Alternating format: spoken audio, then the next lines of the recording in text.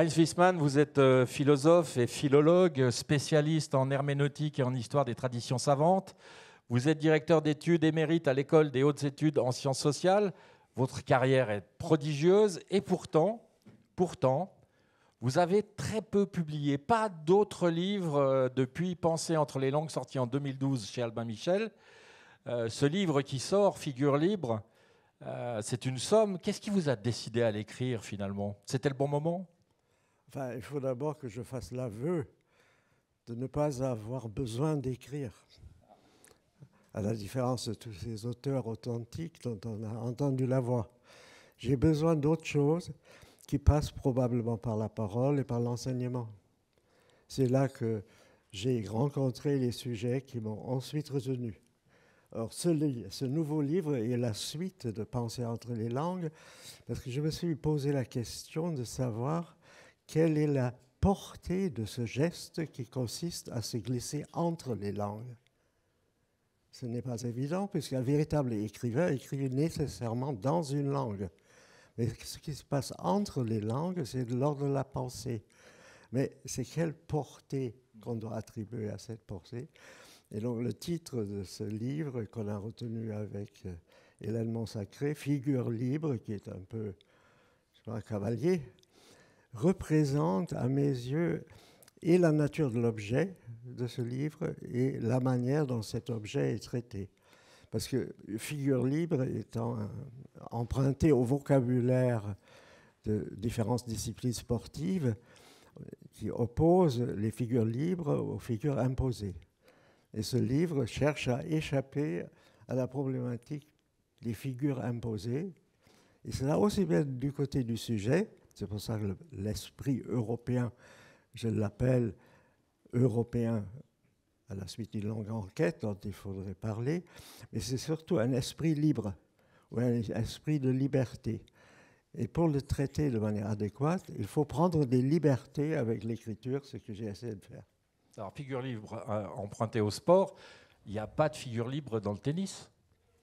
Et pourtant, vous avez été un très grand joueur de tennis. Je ne dirais pas ça comme ça, parce que quand on joue au tennis, enfin, c'est peut-être pas le lieu d'en parler, mais je pourrais en parler longuement. Je suis sûr qu'il en sera question dans le livre. Oui, ça c'est incontournable.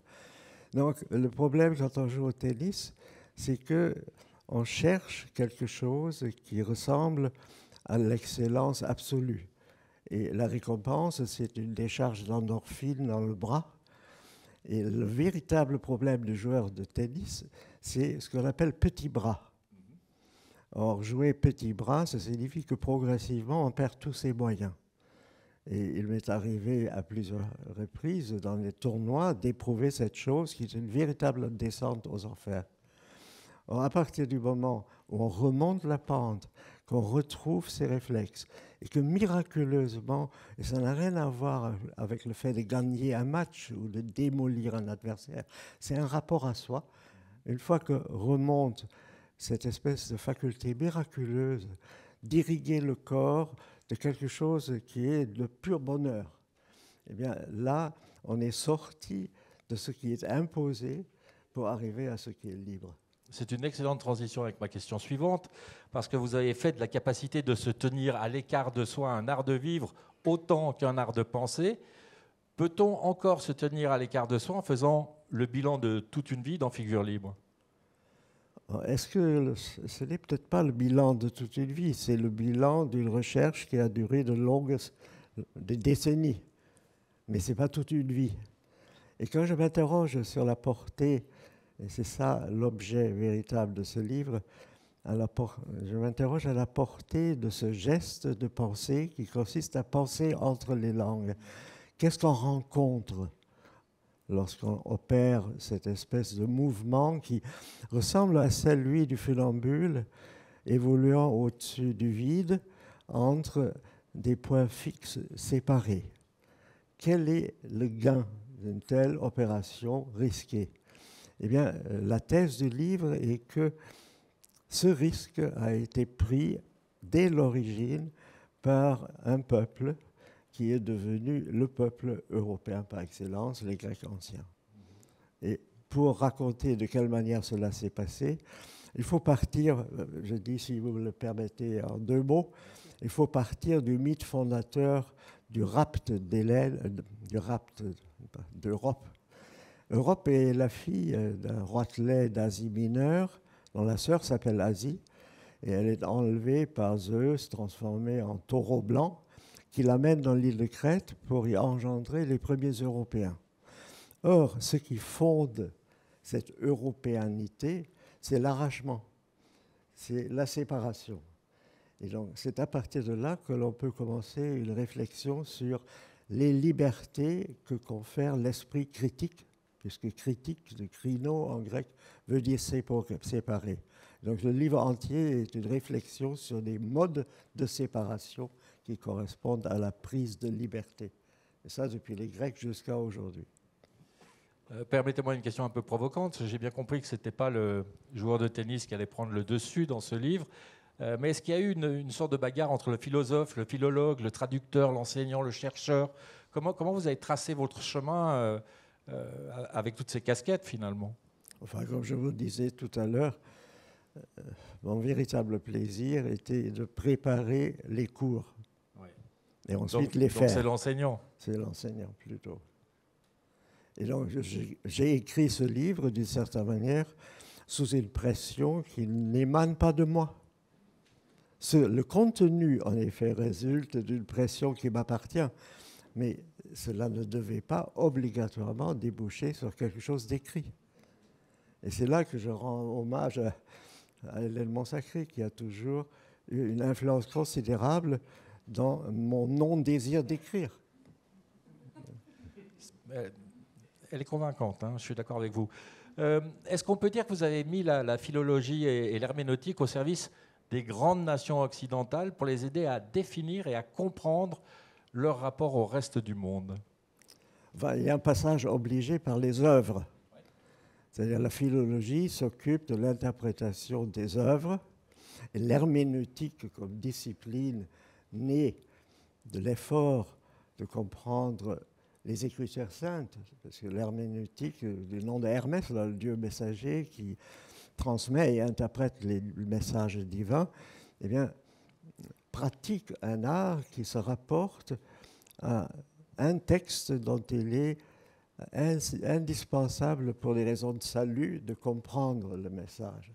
Et donc, la philologie, d'une certaine manière, traite toutes les œuvres comme si c'était des œuvres sacrées et interprète les œuvres comme s'il y allait de la survie, voire du salut. Et c'est cette espèce d'élan très particulier qui fait qu'on s'attache pendant des mois, des années, à vouloir comprendre une phrase. Puisque cette phrase appartient à ce que j'appelle une œuvre. Or, l'identité collective est façonnée par les œuvres auxquelles les gens qui s'identifient avec croient. Alors, je pense profondément que parler abstraitement de l'identité n'a aucun sens. L'identité est en réalité le résultat d'une identification, c'est-à-dire d'une opération. Et cette opération passe évidemment par la parole et elle trouve son terrain d'exercice privilégié dans les œuvres. On parlait de langue tout à l'heure. À propos de langue, l'anglais étant indiscutablement sa domination, devient une langue de service plutôt qu'une langue de culture. Le français, qui était la langue diplomatique par excellence, perd de son influence également. Qu'est-ce qu'il faut en penser? Penser de quoi? De ça, de cette modification de l'importance des langues à travers le monde? Enfin, historiquement, des langues comme l'espagnol, puis l'italien, ont été des langues universelles, non pas au sens que ce seraient des langues que tout le monde parle, mais ce sont des langues qui sont susceptibles de permettre de parler de tout. Or, la différence entre les langues, les idiomes, les dialectes, et ces langues que j'appelle langues de culture, c'est que dans le dialecte, on dit selon des manières très souvent convenues, ce qui est immédiatement vécu, tandis que dans les langues de culture, on peut accéder à ce qui est virtuellement partagé par tout être humain. Alors, dans l'histoire, et c'est lié évidemment aussi à l'importance politique des pays, se sont succédé des langues qui avaient cette particularité d'offrir à tout être humain la possibilité de dire toute chose. Et la première langue universelle de ce point de vue, c'est la langue que Dante a fabriquée à partir du dialecte toscan à l'aide de la grammaire latine. Alors si vous voulez, je vous explique ça rapidement. Allons-y. Parce que c'est un sujet extrêmement intéressant dont je parle dans le livre. Normalement, l'identité humaine était définie à partir de l'appartenance à la tribu, c'est-à-dire au lieu de naissance, au contexte de naissance. C'est ce qu'on appelle les nations, du verbe naski, naître. Et donc, à partir du moment où le christianisme, avec le baptême, propose une seconde naissance qui fait accéder l'être humain à l'humanité entière, promise au salut, eh bien, la question qui restait à résoudre était la question des différentes langues que l'on parlait dans différentes régions du monde. Et l'opération de Dante consiste à hisser le dialecte toscan au niveau de cette universalité qui appartient à l'humanité entière, qui est la langue du salut. Et l'italien, à un moment donné de l'histoire, est cette langue, le français l'a été, et puis ce que l'anglais nous propose actuellement est l'exact contraire de cette universalité, parce que cet anglais international ne peut pas accueillir tout ce que nous avons à dire. C'est une langue qui ne dispose pas des moyens d'exprimer le vouloir dire. Le dire, d'accord, le rapport à l'objet, oui, mais le rapport au sujet est problématique en anglais international. Alors que l'anglais d'Angleterre, même l'anglais des États-Unis, ce sont des langues universelles. Et donc il ne faut pas poser l'universalité du côté de l'abstraction que propose une langue outil. Le véritable universel, c'est une langue qui permet de dire tout ce qui est dissible, virtuellement dissible et peut-être pas encore dit. Eh bien là, on rencontre les œuvres. Pour conclure, et très rapidement, Heinz Fissmann, presque 60 ans de vie intellectuelle dans ce livre, vous n'avez pas pu tout mettre forcément, donc il a fallu choisir, donc renoncer, donc souffrir au moins un petit peu. Oh ben, c'est une souffrance énorme, mais pas parce qu'il fallait renoncer.